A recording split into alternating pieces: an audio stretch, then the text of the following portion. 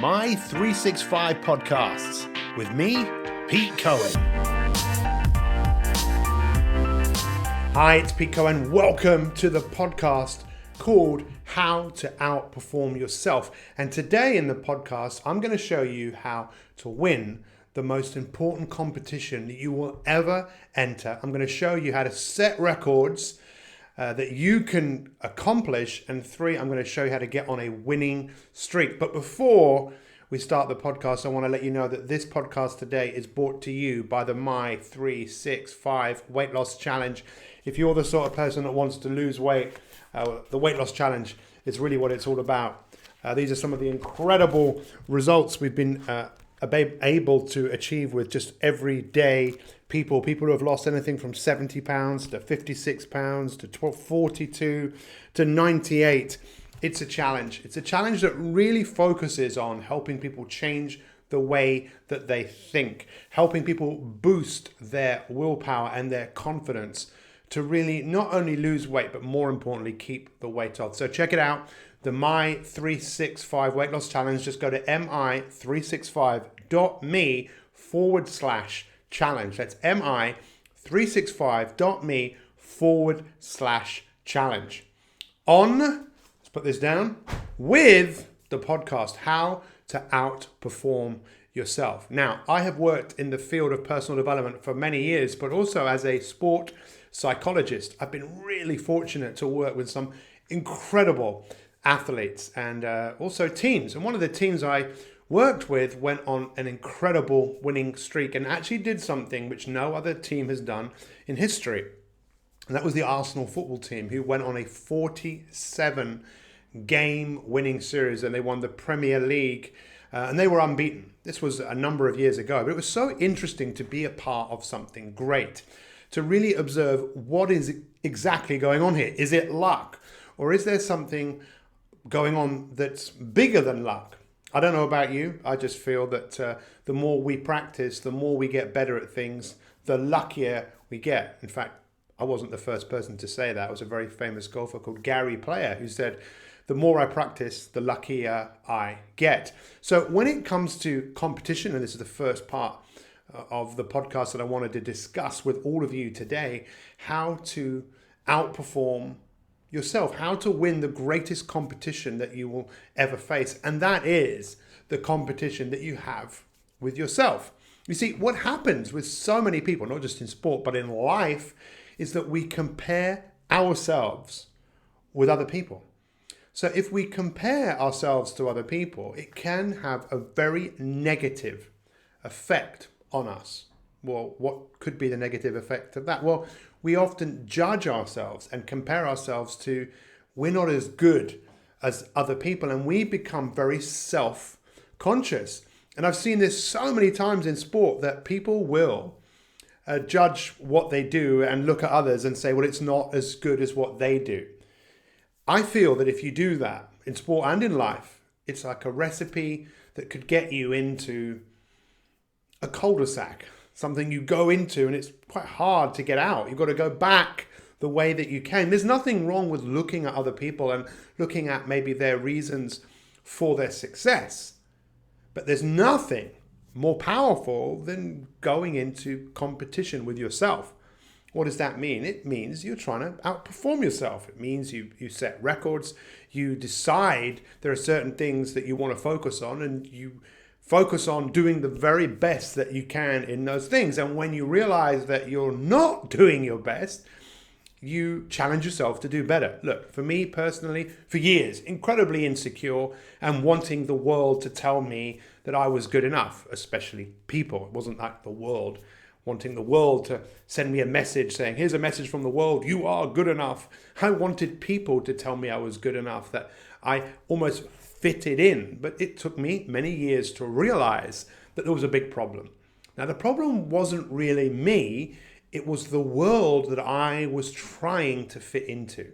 Look, we do live in a world that basically tells most of us, it's what I call society candy, that you are not good enough and you need to fit in and you need to be like the Joneses, whoever the Joneses are. I don't know. I've not actually met the Joneses. What I mean by that is trying to be like everyone else rather than trying to be the very best version of yourself.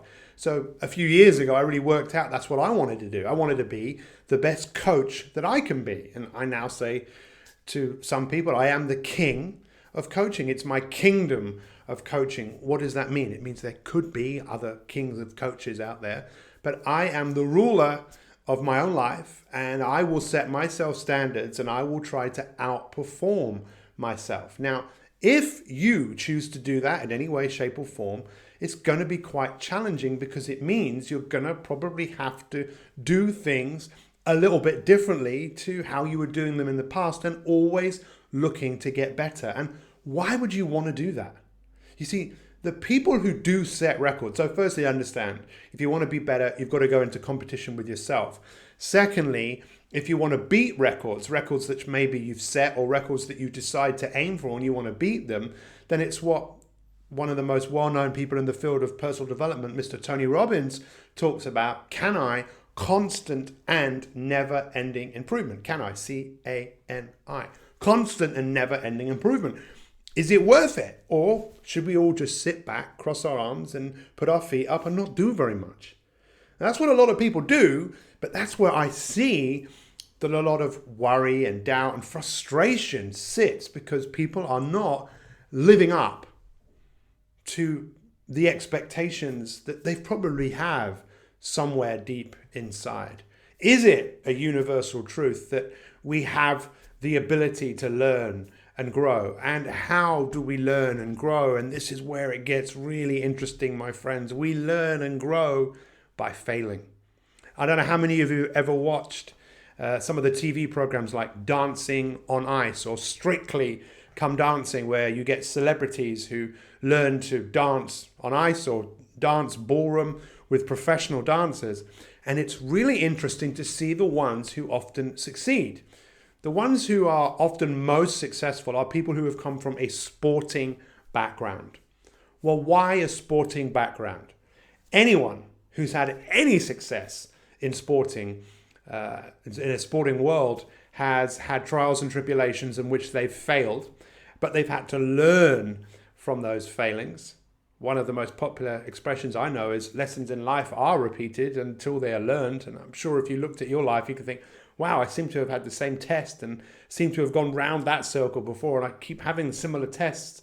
But many of you probably passed the test and moved on only for another test. So sporting people are really, really used to failing at things and learning to get better, but they've also learned to train to stick at things until they get better. And for most of us, there's not a big calling for us to do that. It's just very easy to be like everyone else. So listen, this is something that my mum said last week. I've got it written down in front of me here. Good, better, best. Never let it rest until your good is better and your better is best. Let's say that again. Good, better, best. Never let it rest until your good is better and your better best. What a great mantra for living your life. I'd write that down. Good, better, best. Never let it rest until your good is better and your better best. You see, when you see happy people and you go to their house, you'd see happy people who've always got projects that they're working on. And often with their projects, they want things to be better. Even if you go into a garden where someone like gardening, you probably see each year they want their garden to be a little bit better than it was last year. Someone who grows vegetables, every year they probably want better vegetables, bigger vegetables. That is what we have the capacity to do. So finally, my challenge to all of you around this, around getting on a winning streak, is understand this. The hardest thing often to do is just to get started. Just the hardest thing. It's what we call activation energy. When we think of doing something, it's so easy to talk ourselves out of it. But once you get into the habit of doing something, the inspiration tends to follow. So let me ask you, what is something you would like to get on a winning streak to do? Would you like to get on a winning streak of keeping a journal? Would you like to get on a winning streak of being a better communicator to your partner? Would you like to get on a winning streak of exercising? You see, if you give yourself, people used to say, how long does it take to start a new habit? 21 times, 30 times. I think it can happen as quickly as you decide to just get started. It's an incredible mantra. So let's just review what we've said here. Do you want to enter into the biggest and best competition of your entire life, which is the competition with yourself? If you do, you might want to get a mentor. You might want to get some coaching. I believe everyone needs coaching. What's the role of a coach? To take you from A to B. Sometimes a coach has to help you work out where it is that you want to go. Do you want to outperform yourself? Do you want to set records? Well, to set a record, let's decide what you want to go on a winning streak to do. Could you be like the Arsenal football team and have a 47 game winning streak? Or could you be like Martina Navratilova, who went from 1975 to 1990 winning a Grand Slam every single year? Or would you like to be like the golfer Byron Nelson, who won 11 PGA events in consecutive, one after another? It's amazing what people are capable of doing, but this is what we need. Those of you that are watching this, as opposed to listening to this is a chisel. How we develop our character. The word character comes from the word to chisel away at developing ourselves. And it's the little things that we often do every day that chisels all the bits out that we don't need in our life as we reveal our true selves to the world. My 365 is committed to being a positive force in your life. What has been your biggest learning? What's your biggest takeaway from this podcast? If you've enjoyed it, please make a comment on the page, make a comment on iTunes, make a comment on the My365 website page that this podcast sits on, and share it. Share it with a few people. Ask other people to listen and get their feedback. We need people just like you to step up and be counted and be committed to being a great example to other people. We need all of us to go forth, or as I like to say, grow forth. At My365, we believe fundamentally your future is unwritten and you have the power to change. Thanks for listening, and we will see you next time for another My365 podcast. All the best. Much love. I hope you enjoyed this podcast, and if you want more free inspiration to optimize your life so you can achieve your goals in all the different areas of your life, then visit my365.me. That's mi365.me and sign up to 365 days of free coaching with me, Pete Cohen. Thanks for listening and have an awesome day.